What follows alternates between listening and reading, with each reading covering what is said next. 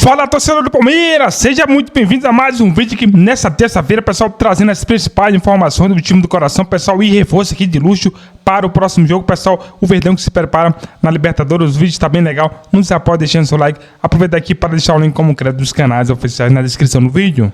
Abrindo vantagem na liderança. Em relação ao Flamengo, ainda é uma vantagem curta, mas, por exemplo, o Internacional, que todo mundo aqui, 2-3 semanas atrás, colocou como um dos favoritos, pelo menos, a brigar pelo título. O Inter tem 6, o Palmeiras já tem 13. Já são 7 pontos sobre o Inter e o campeonato começou ontem. E aí, depois como é que busca, Luiz? É um time mordido, né, Plirra? Um time que não se conforma com a derrota, perdeu pro rival. O Abel não gosta de ser pressionado, começou a ser pressionado, questionado e usou isso, essa perca para pressionar os jogadores também. Usa isso, tira como exemplo toda a situação do Paulista, e o Palmeiras é um time competitivo e tem estrela. Mas assim, o Fabula, nós que jogamos tudo. O combo do Palmeiras é muito bom, né? Mas nós que jogamos fora do país e trabalhamos com treinadores internacionais, né? Primeiro, o campeonato, quando é a ponto corrido, o Palmeiras sabe jogar o Campeonato Brasileiro. O Palmeiras tem, no seu treinador, aquela vantagem de poder dar o tiro e fazer os pontos no início do campeonato, para que na sequência você pode tropeçar 2, 3 vezes durante a competição. Para poder um time campeão, você não pode perder muito. Então, no início do Campeonato Brasileiro, Palmeiras sempre foi forte. Palmeiras sempre largou bem. Fortaleza não perdia um jogo em casa pelo Campeonato Brasileiro desde 2023. Exatamente, é difícil vencer lá. No meio do campeonato de 23, a gente está em 25. Coisa. E o próprio Inter. Estavam vários jogos invictos. Não havia perdido nenhum jogo em 25. Das grandes ligas do futebol mundial, era o último invicto Internacional. Palmeiras foi lá e uma chapuletada. E tem uma evolução também do jogo de alguns jogadores, né? O Felipe Anderson, ele foi mudado de posição, né? Hoje ele joga um pouco mais para a direita. Aí o que acontece? Essa movimentação fez com que o Estevão tivesse um pouco mais de liberdade. Então o Estevão não é um jogador hoje que joga com o pé na linha.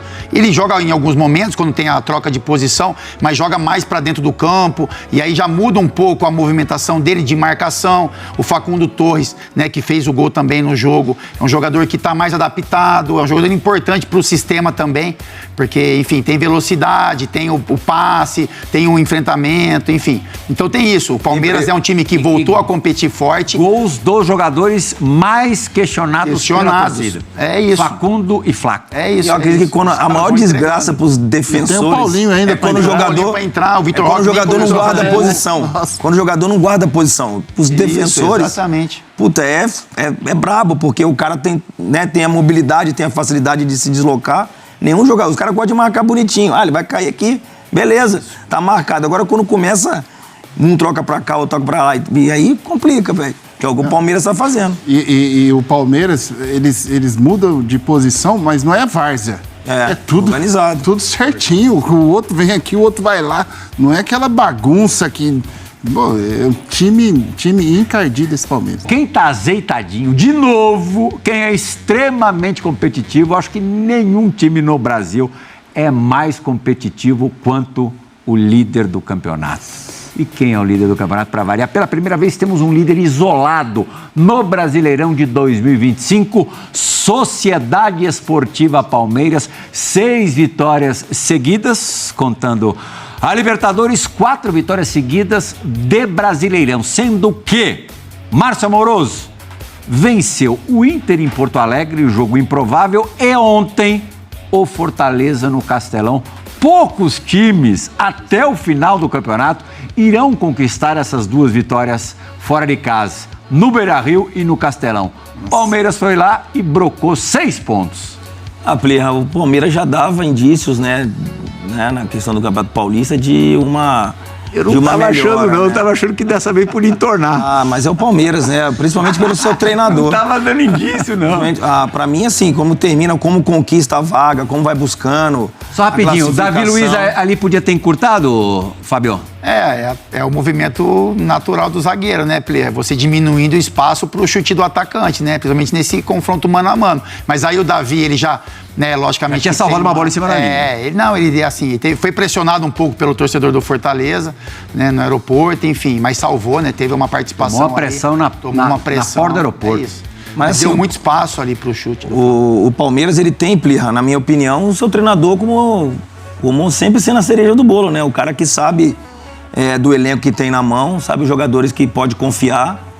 E é um time que joga muito forte fisicamente, né? E a volta agora do Gustavo Gomes, ele é um zagueiro importante pro Palmeiras, um líder. Né? E o Palmeiras fez um jogo difícil, né? Um jogo contra o Fortaleza. Não é fácil ganhar lá dentro, mas aí começa a dar indício de ser um time que vai brigar para ser campeão. Não brilha, mas, cara, faz a lição fora de casa. Isso que a gente estava falando agora do Ramon, da questão da variação, de buscar outro sistema. Você pode falar o que for do Abel, que ele é chato, ele incomoda, que só o time dele é prejudicado. Mas, cara, é um cara inquieto, o cara vai mudando de sistema. Como o Amoroso falou, conhece os jogadores que tem na mão, ele consegue potencializar o jogo de todo mundo. O Felipe Anderson voltou a jogar bem, mudou o Estevão de posição. Então, ele conhece todos os jogadores que ele tem na mão, faz os caras jogar mais. E você pode gostar ou não da maneira como joga, da maneira como ganha, mas esse Palmeiras é muito competitivo, muito por mérito do seu treinador. Não só competitivo, né? Não só competitivo. Tem estrela também. Último lance, pênalti. Achei que o cara ia afundar o goleiro para dentro do gol. O cara me bate. Não bateu tão bem, mas o goleiro teve mérito, sim, de ir na bola. Mas o Everton, que todo mundo fala aqui. Impressionante, né? Não pega pênalti. O Everton pegou pênalti em 2016 na final olímpica e o Brasil conquistou a primeira medalha de ouro da sua história no futebol. O Everton no dois campeonatos brasileiros atrás, pegou aquele pênalti do Tiquinho Soares, num jogo que simbolizou a arrancada do Palmeiras para cima do Botafogo, superando o Botafogo. E ontem, a última bola do jogo, o cara vai lá e garantiu os 3 pontos. Uma defesa que vale 2 pontos. Mas ele é muito bom goleiro. Assim, ótimo goleiro. Ele é ótimo goleiro, ele é importante demais pro Palmeiras. É um cara que deve exercer uma liderança muito positiva no grupo, né? Prova disso a gente viu ali.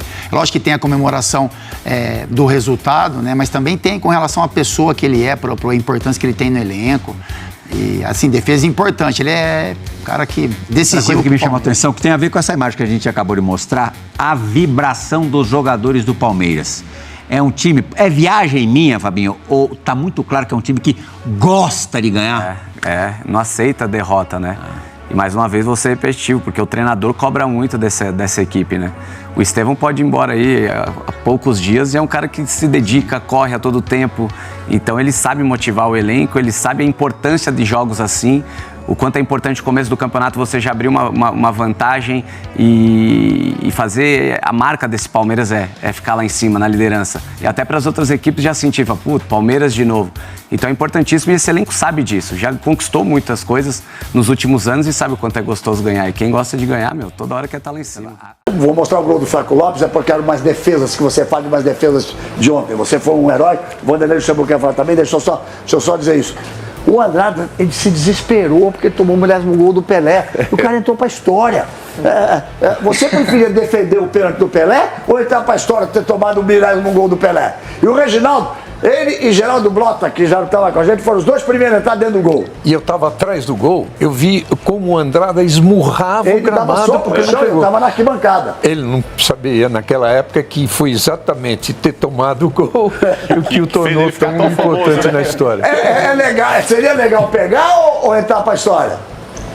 Pô, Gabão, é difícil, né? Se falando de Pelé, mas, tomar gol é a tortura pros goleiros, viu? Eu odeio tomar gol, ainda mais quando você rela na bola que você acha que você poderia ter pego, entendeu? Então é pior ainda. Eu acho que eu preferia defender, viu? Preferia defender, acho que tomar gol eu não gosto. Vamos mostrar o gol do Flaco Lopes, depois o Luxemburgo vai falar. Cadê? Mostra pra gente, pra ela tá animada, eu gosto.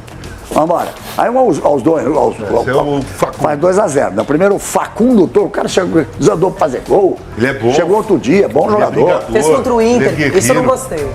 Contra o Corinthians. Ó, dá uma olhada. Olha lá. Olha onde ele chutou.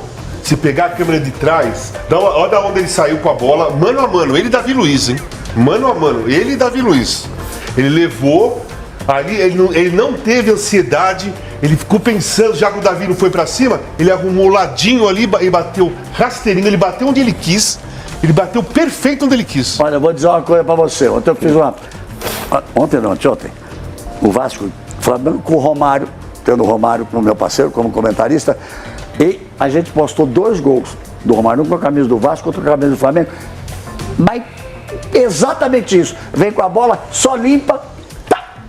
Porque o atacante espera que o zagueiro venha para cima. O Davi Luiz foi indo para trás. Ele foi até ele arrumar um ângulo para ele. Ele foi arrumando o ângulo para ele bater ali. Fantástico, eu achei um golaço, cara. Fala, Lucha. Não, só um detalhezinho os pegadores de pênalti do Brasil, né? Dida, Marcos, Everton, Tafarel. Existe uma conversa entre nós, treinadores e eles, né? É cansar o batedor. Nós temos que cansar o batedor. Nós temos que deixar o batedor decidir o canto. Porque o goleiro não pode tentar adivinhar. Ele tem que deixar o batedor chegar bem em cima da bola para que ele possa decidir. Então, ajuda muito o pessoal. Pode ver que o Marcos é pegador de pênalti assim, o Tafarel é pegador de pênalti assim, o Dida. Os grandes pegadores cansam, abrem os braços, não fica aquele negócio de movimentar para lá e para cá, não. Eles ficam olhando o batedor o tempo todo para que o batedor tome a decisão de onde é que vai bater. É um detalhe importantíssimo, porque ele sabe o que eu estou falando. Sobre cansar. É isso, eu acho que cada goleiro às vezes adota uma estratégia. Hoje, da mesma forma que a gente estuda muitos batedores, eles estudam muito também os goleiros, eles percebem como a gente se comporta no gol também. Eu acho que é isso, eu acho que talvez seja mais mental, a responsabilidade é maior dele, é tentar trazer desconforto para o batedor, é tentar deixar ele o mais nervoso possível, deixar ele mais tenso, para que você possa tomar a melhor decisão, tentar sair junto com a batida. O pênalti mal batido é o que o goleiro sempre consegue pegar. Olha, o Fortaleza não perdia em Campeonato Brasileiro, lá na Arena, acho que há 23 jogos, se não estou enganado. Há 23 jogos em Campeonato Brasileiro, ele não perdia. Foi uma vitória fantástica. O Palmeiras foi lá ano passado e tomou 3. Eu vou deixar a última pergunta para o Renato, para a gente poder liberar, mas espera um pouquinho, uma coisa antes. Porque você viu a classificação que eu falei, né? O Palmeiras tem 13 pontos. O Everton foi lá e pegou o pênalti. Ficaríamos 2 horas conversando com ele. É um grande papo, uma grande pessoa, um grande goleiro. Ele é um ótimo entrevistado, um ótimo goleiro. Eu faria uma menção honrosa para o Léo Jardim, uma grande partida, mas na minha opinião, ganhar um jogo fora de casa, defendendo um pênalti no final, como fez o Everton, na minha opinião, ele foi o grande nome dessa rodada da Série A. Por mais que o Léo Jardim tenha conseguido um empate heróico, que o Flamengo tenha empilhado chances e graças ao goleiro do Vasco, talvez o placar não tenha sido alterado. Mas a minha dúvida, o Everton, ela é um pouquinho diferente. Fala-se muito no goleiro, que se prepara, que estuda os batedores. No Palmeiras, quem é o batedor oficial hoje? É o Veiga? É o Piquerez? É o Flaco Lopes quando entra, o Gustavo Gomes também? Porque não tem mais uma definição. O Veiga estava titubeando, aquela coisa toda. E a minha pergunta é essa: você conversa com esses batedores do Palmeiras? Você dá dica? Você serve mais ou menos como um treinador de goleiros ali, de mostrar para eles qual é a melhor estratégia para se bater e para se entender o posicionamento do goleiro? Tem essa conversa entre vocês? Pô, Renata, é muito legal a tua pergunta, porque o Abel, quando ele chegou aqui, ele nunca exigiu que alguém batesse pênalti, que tivesse um batedor de pênalti oficial. Ele sempre deixou muito tranquilo para o momento de quem está bem. A gente sabe quem são os nossos melhores batedores. É o Veiga, é o Piquerez, é o Gustavo Gomes em algum momento. E acho que o fato de ter mais batedores de pênaltis que batem bem também tira um pouco da pressão só de um, porque quanto mais tu bate, uma hora tu vai errar. Você vai fazendo, uma hora você vai errar. Então, hoje a gente vê o Piquerez com um bom aproveitamento, daqui a pouco o Veiga vai voltar e vai bater pênalti também.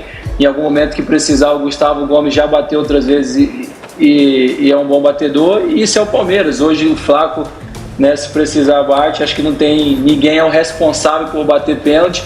O responsável é por quem se sente bem, pega a bola, vai lá e bate. E vai tentar procurar fazer o melhor. E eu queria também finalizar e dizer que todo mundo falou no começo que admira ali o teu marido, né, por ser corredor, por ser piloto de carro. E eu acompanho ele por outro motivo, por ele ser piloto de avião, né? Eu gosto muito de avião, sou formado em piloto privado, gosto do estilo de vida dele. Eu olho para mim, me vejo no futuro também, tendo um avião, pilotando, tendo essa independência que o avião traz, e acho muito legal. Ele sai ali de Sorocaba, vai para a corrida dele, volta, faz ali todo o plano dele, piloto, enfim, eu acho muito legal e acompanho muito ele. E é um baita piloto também, não só de carro, mas também de avião. É um cara muito bacana, assim como você. Quero agradecer demais a sua presença. Também queria poder te dar um abraço, mas esse mundo Campeonato Brasileiro e viaja, por exemplo, o jogo do Palmeiras lá na altitude, cara, La Paz, 3.600 e um montão de metros. Bolívar. E quando chega no aeroporto, chama El Alto, que é 4.200, 600 metros para cima. Depois quando chega no aeroporto, já chega respirando mal já. Lá o avião não desce. Você falou de avião, lá o avião não desce, estaciona. Não desce, ele só sobe. Mas a bola é mais rápida, não complica? Muito mais. Tanto que a gente já começa a se... A gente vai amanhã, né, para fazer pelo menos um treino na quarta-feira lá, e aí é muito chute de fora da área, tentar se adaptar o mais rápido com a bola, porque realmente é a arma deles, a gente sabe como é que eles jogam lá, é um jogo muito intenso, não quer deixar-os respirar, mas vamos lá competir como a gente sempre faz e tentar sair com a vitória. Obrigado, parceiro. Obrigado pela presença, obrigado por esse tempo, obrigado por essa ótima entrevista. Você é um grande jogador, é um cara muito bacana, muito especial, como gente, como ser humano também. Muito obrigado. À distância, um abração para você. Galvão, obrigado mais uma vez pelo convite. Queria estar aí para te dar um abraço. Foi um prazer estar contigo, né? E feliz pela tua volta também. A gente já estava com saudade de você na TV. Então você sabe que você é um cara que emociona a gente com a sua voz. Você tem uma linda história, né, no futebol e na Fórmula 1 também. E é um prazer sempre estar contigo e te ouvir. Espero que a gente possa se encontrar mais vezes, tá bom? Um abraço para todos, Renato, professor Luxemburgo, Casão, Mauro, Reginaldo. Grande abraço aí a todos vocês aí. Valeu. Abração, obrigado. A gente vai falar do líder do Campeonato Brasileiro e deste Campeonato Brasileiro, que além do líder ser aquela equipe que está calando a boca dos críticos, tem outros jogadores e outros personagens nesse campeonato também calando a boca dos apressadinhos. Eu te pergunto, Jean, esse Palmeiras que ganhou do Fortaleza fora, Fortaleza não perdia lá desde 2023, esse Palmeiras que ganhou do Internacional, invicto também, esse Palmeiras que empatou com o Botafogo, que teve um começo de pedreiras no Campeonato Brasileiro, que vê os seus atletas que estavam sendo questionados jogando... É o mesmo Palmeiras de 2 semanas atrás? É o mesmo time lá? Que todo mundo já estava questionando o Abel, o jogador? É esse mesmo time ou eu estou enganado? Tudo bem, William? Bem? Boa noite a todos. Pois é, o Abel do fim do ciclo, né? O Abel do fim do ciclo. Fim do ciclo. Cara, assim, a gente vive nessa rotina no futebol brasileiro querendo determinar fins de ciclos de treinadores, de jogadores. Sempre do outro, né? É sempre do outro. O fim do ciclo do outro é algo que se costuma... E muitas vezes o próprio torcedor faz esse movimento, né? Eu acho que assim como a gente não podia usar um campeonato estadual, né? E bom lembrar, né? E o Abel sempre fala isso, um campeonato estadual do qual o Palmeiras foi vice-campeão, para decretar que o ciclo do Abel terminou, não está mais conseguindo tirar nada do time, tem que parar, num time absolutamente reformulado. Assim como a gente não podia usar aquilo para dizer o que foi dito, é óbvio que a gente também não pode usar 4 rodadas de Campeonato Brasileiro para dizer, poxa, pintou o campeão, né? Claro. Porque também já tem muita gente falando isso. É óbvio que as vitórias impressionam, por contra quem essas vitórias aconteceram, né? Então, contra o Internacional em Porto Alegre, essa principalmente. Essa é gigante. Mas ganhar do Fortaleza fora, apesar do Fortaleza não viver um grande momento, é muito difícil, né? E o histórico recente do Fortaleza em casa no Brasileiro diz isso. O próprio derby contra o Corinthians, independentemente do mando. Então, assim, é um Palmeiras muito forte e qualquer um que tivesse um mínimo de discernimento e de racionalidade na análise, diria que é um Palmeiras muito forte. É um Palmeiras mais forte do que o Flamengo, porque agora já pinta isso. Tudo é tão maluco, porque agora já virou o Palmeiras mais forte que o Flamengo. O Flamengo já não fez gol no Vasco, opa! Isso, aí é um jogo, são 2 rodadas para dizer que o Flamengo, que era a sensação, vai ganhar tudo, vai ser difícil alguém tirar um título do Flamengo para que ele já seja colocado abaixo do Palmeiras. Não dá para ser assim. Assim, ou a gente aprende que não dá para ser assim, ou a gente continua fazendo esse negócio. Tudo bem, eu sei que muitas vezes é má fé, quem faz isso faz por má fé mesmo, porque faz atrás da audiência, da repercussão e tudo mais, e de tudo que a repercussão traz, Mas às vezes é um desequilíbrio que eu acho que assim, tudo bem, cara, o torcedor tá na dele, eu acho. Mas o que me incomoda muito é ver esse tipo de coisa acontecendo com quem deveria fazer uma análise um pouco mais equilibrada, um pouco mais racional. Então, assim, não mudou nada em relação ao que a gente imaginava no começo do ano. O que a gente imaginava no começo do ano? Antes dos estaduais começarem. Antes do Flamengo ser campeão e do Corinthians ser campeão paulista, e para muita gente o Corinthians já estava à frente do Palmeiras. Você até me perguntou, lembra? Foi. Você falou, cara, para mim não muda nada, o Palmeiras está à frente do Corinthians. Né? Quer dizer que o Palmeiras vai ganhar títulos e o Corinthians não? Evidentemente não quer dizer isso. Porque a gente não tem o poder de prever o que vai acontecer numa partida de futebol. Agora, começa um ano, a gente analisa o que, basicamente? A estrutura do clube de maneira geral, mas acima de tudo, a qualidade do elenco e a qualidade do treinador que vai comandar esse elenco. Esses acho que são os 2 pontos principais para a gente fazer uma avaliação, sobretudo para um campeonato de pontos corridos. E nesse aspecto, é óbvio que os 2 times que hoje são os 2 primeiros colocados do campeonato eram, desde o começo do ano, aqueles que a gente olhava com maior atenção. O que não significa descartar Internacional, não significa descartar outras equipes, né? O Atlético e outras que a gente pode até citar, mas que vão depender de uma melhora num aspecto ou em outro. Mas, assim, tentar, sabe, trazer um pouquinho a coisa para a racionalidade, porque senão fica tudo muito fácil também, né? A gente olha o placar do último jogo ou do último campeonato, decreta o sucesso absoluto de um, a falência absoluta do outro, e aí se vai trocar, e muitas vezes os técnicos são trocados mesmo, os elencos são mudados mesmo. No caso do Abel, isso não acontece pelo crédito que ele tem, mas era meio óbvio que o Palmeiras ia fazer uma temporada com um time forte, com um técnico. É meio óbvio. Agora, se vai ganhar, não sei. Eu continuo achando o Flamengo mais forte, tá? E não é porque está em segundo agora que ele deixa de ser mais forte. Desde o começo a gente está falando isso, desde o começo do ano, né? A questão é que o Flamengo estava dando demonstrações dessa solidez e o Palmeiras ainda oscilava um pouco e tal, e foi se ajustando. Agora sim, é um campeonato que está calando a boca dos apressadinhos mesmo, né? Porque o Palmeiras está indo bem, está em primeiro. O Corinthians, sendo campeão paulista, agora vai. Está aí procurando treinador, derrubou o treinador. Você falava de... Um companheiro nosso diria, né? Taça de gelo. Exatamente. Taça de gelo. Atlético Mineiro, opa, agora chegou. Ganhou aí o Campeonato Mineiro com tranquilidade, tá agora... Tá tendo dificuldade, foi ganhar a primeira agora no campeonato. Então o campeonato tá calando a boca dos apressadinhos, hein, Pedrão? Tudo bem? Tudo bem, William. Um abraço a você, Jean. Calçade, o fã do esporte com a gente. O Calçade volta e meia, quando a gente entra em umas discussões assim, mais amplas, como é o linha de segunda aqui, com não necessariamente um pós-jogo, algo mais quente, a gente tenta analisar algo com uma lente um pouco mais aberta, ele sempre fala, tem que começar a abordar pelo calendário, mas é difícil você fugir. Essa pressa na avaliação, ela só se dá por conta da loucura do calendário. Porque, tecnicamente, se fosse tudo como a gente pensa, ou planeja, ou a gente que adora falar de modelo europeu e tudo mais, a gente estaria agora no 5º jogo do ano. No 5º jogo do ano, só que de uma temporada que talvez vai durar aí 9 meses, a gente vai até o final de dezembro. Só que a gente já carrega uma análise precipitada, como você diz, de janeiro, de fevereiro, do final de março, e no final de março a gente já tem que sentenciar. Quem é que está bem, quem é que não está? Você falaria que o Mirassol está à frente do Inter? Não. O Vasco tem mais trabalho de bola que o Inter até aqui na temporada? Não. O Cruzeiro, em meio a tudo que passa, ele faz um trabalho melhor que o Inter? Só para pegar o exemplo do Inter, que para mim não é por conta de 2 tropeços que acabou o campeonato, vai se apresentar como um dos bons times do ano, não acho que vai patinar, sabe, de forma definitiva.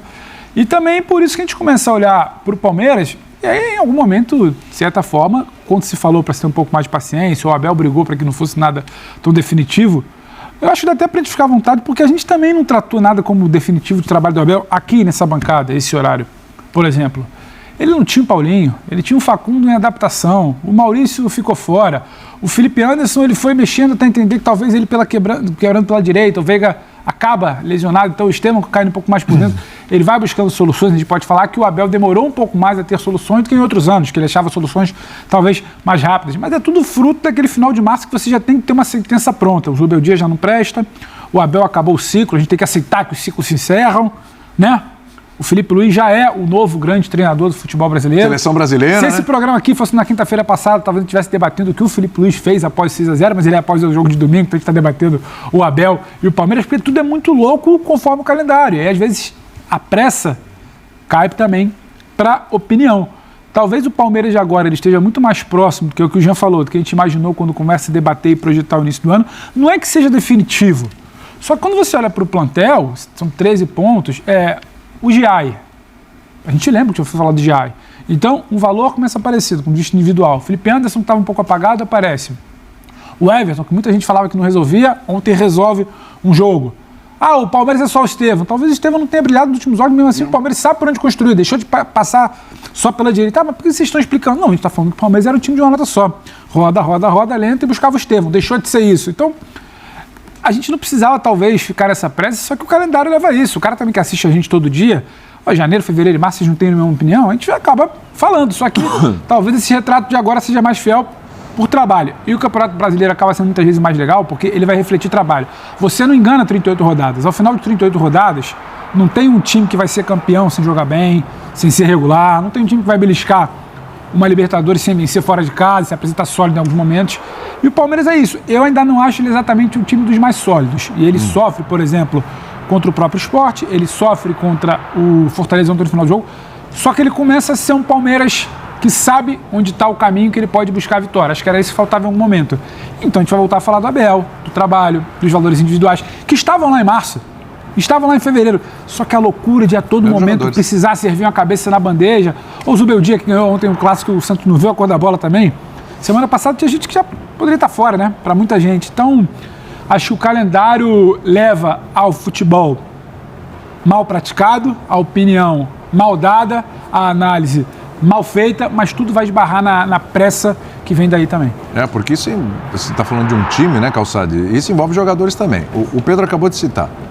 Felipe Anderson era o Sleep Anderson. Não queriam ver nem pintado de ouro. Giai, muito bem lembrado. O Giai não tem condições, já teve todas as oportunidades. Que todas as oportunidades também. E um jogador está se encaixando. Para falar de outro time, Ferreirinha. Torcedor de São Paulo também, não, é A, B, C, D, Ferreirinha não, coloca não sei o quê, coloca o Sub-20 lá, mas não põe o Ferreirinha, porque o Ferreirinha é burro, o Ferreirinha é ruim, o Ferreirinha é isso, aquilo outro. Ferreirinha tem 5 gols. Ferreirinha ajudou o São Paulo a pontuar na Libertadores e está conseguindo gols de vitórias para o São Paulo também. Porque o André não pode entrar, porque o André não, há muita diferença André e Caleri. O André já entrou, já fez 2 gols, já deu assistência também. Então assim, é um campeonato que já no seu começo vai comprovando que assim, ninguém pode ser descartado em nenhum momento. Estou falando de jogador, de treinador, não dá para descartar. E eu acho que o campeonato tá primando por enquanto por esses resgates, o Calçade, tudo bem? Olá, William, olá, companheiros. Boa noite para você que nos assiste. Você acha que tem uma doença que toma conta, assim, o futebol, veja como resultado das sociedades onde ele é praticado. Não é à toa que aqui é muito caótico, né? Porque a gente vive no caos, no dia a dia. E é cada vez maior isso, essa pressa. Você tem que acertar, entendeu? Assim, em janeiro você tem que acertar o que vai acontecer em dezembro. Como se isso fosse o barato do jogo. A coisa mais legal é acertar o que vai acontecer em dezembro. Sendo que até lá é impossível fazer isso, por tudo que acontece aqui. Vou dar um exemplo. O Bahia, de hoje, de 21 de abril a 21 de maio, contando então com o jogo de hoje, contra o Ceará, o Bahia vai jogar 10 partidas no mês. Eu te pergunto, uma a cada 3 dias. Isso é razoável? Não. Isso é inteligente? Isso favorece o futebol? Isso favorece o investimento do Manchester City? Você vai atrair novos investidores ou você vai fazer eles melhor voltar para casa? Então, nós temos um sistema que é o sistema montado para o fracasso. Então, a base, o chassi do futebol brasileiro é o fracasso, não é a vitória, não é o triunfo. Mas como? Porque ou você fracassa para conseguir alguma coisa, porque você não vai conseguir. A natureza do jogo é o quê? Ganhar. Ganhar o que você puder. Você já viu alguém entrar para perder? Não. Sim, né? Você pode ter, mas normalmente você entra para ganhar, qualquer jogo. E no futebol brasileiro tem jogos que é melhor perder, para você poder focar em outra coisa. Não dá para focar em tudo. Então você tem que ir deixando pelo caminho algumas coisas em troca de outras. Vamos dizer, isso é maluco, é cruel, mas é um pouco daquilo que a gente vive no dia a dia. 10 partidas em 30 dias é criminoso, é crime, sabe? Não tem outra palavra. né? Os autores são criminosos desse calendário. Porque você não vai me dizer que isso gera saúde para quem pratica, saúde para quem assiste. Né? Muito bem. Eu não acredito que o dinheiro investido retorne como deveria retornar. Quem põe dinheiro no futebol não está feliz. Para alguns retorna como deveria. Então, cara, é porque assim, enquanto o caos está instalado, você esconde muita coisa com o caos, né? O caos ele é um cobertor nessa peneira aí, você não vê o que interessa. Cara, se a gente vai falar isso no mês que vem, daqui a pouco, no ano que vem, e é preciso saber olhar também, porque o molde que serve para analisar o Palmeiras do Abel pode não servir para analisar outro clube. Porque por que o Abel foi defendido? Porque você percebe que aquele cara tem uma qualidade acima da média no futebol brasileiro.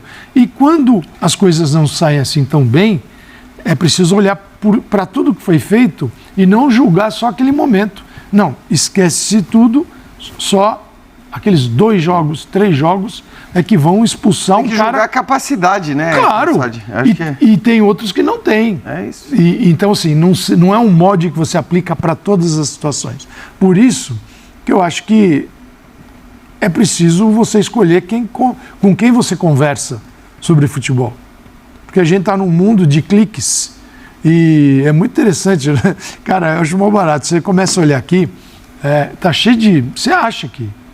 Porque qualquer pessoa hoje é um meio de comunicação. Sim. Então você coloca lá, Cristiano Ronaldo, a foto dele aqui, aí a foto, aqui o símbolo do Corinthians. Aí uma setinha. E embaixo, escrito assim, negociando. O Dorival...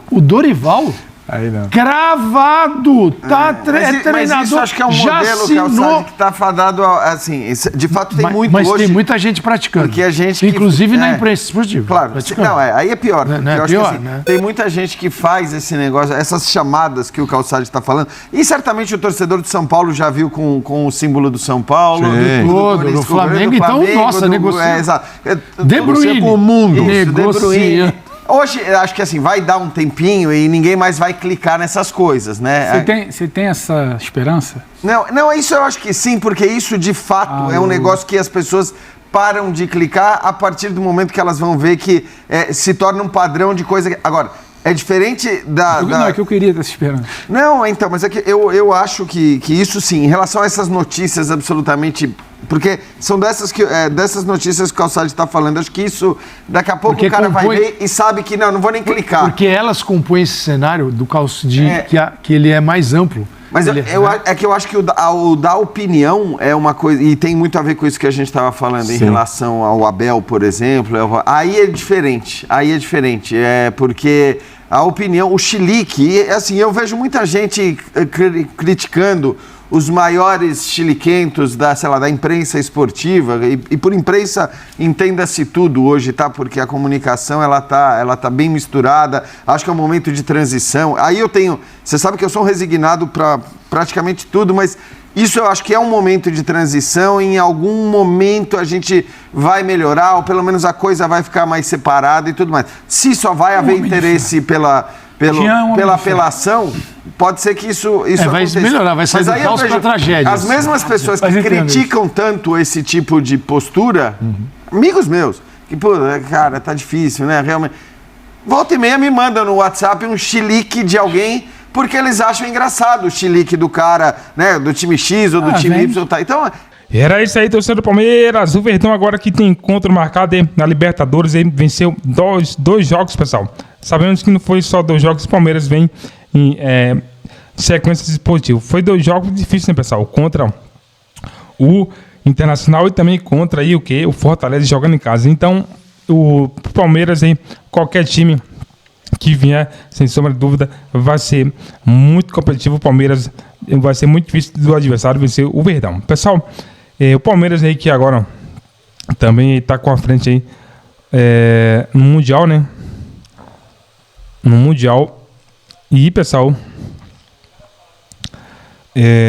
o Palmeiras precisa sim ir ao mercado agora para fazer contratações, porque não é competição simples, né? Não é competição simples, mas igual, pessoal, o Verdão tá conseguindo se adaptar, tá conseguindo aí realmente aí fazer toda a diferença. Esperamos, né, que continue assim, dando alegria aí, fazendo um belo futebol, porque esse realmente aí, o Palmeiras aí é um time a ser batido, né, devido aí à qualidade que tem. E né, pessoal, o Palmeiras está com moral, chega com autoestima lá em cima para aí né, pessoal, enfrentar esse próximo jogo aí, a LDU, né? O Verdão vai enfrentar a LDU depois de amanhã. Desculpa, pessoal, o Bolívar, né? Vai ser o Bolívar e o Palmeiras vai enfrentar o Bolívar aí amanhã, depois da manhã, 19 horas. Vai ser fora de casa, mas sabemos aí que o Palmeiras está tendo um histórico muito relevante, muito positivo jogando fora de casa. Eu acredito que seja assim, mais uma vitória do Palmeiras. E você está confiante na vitória do time no coração? Deixa aqui seu palpite, pessoal. Deixa aqui seu feedback, sua participação. O Palmeiras aí, cada vez mais aí, tendo aí grandes investimentos, e devido ao sucesso que tem feito aí, né, pessoal? Porque ninguém quer patrocinar aí. Não quer patrocinar, né, pessoal? Clube que esteja perdendo, que não ganhe jogo, não seja competitivo. E o Palmeiras tá com moral, tá assim aí, com a imprensa esportiva cada vez mais aí, acreditando no elenco do Verdão. Né, pessoal? O Palmeiras aí, que tá na liderança aí, e que permaneça, né, pessoal? Permaneça aí, tá sendo o líder isolado. Muito interessante, porque se o Palmeiras continuar ganhando aí, outros times têm que precisar ter 2 vitórias consecutivas para alcançar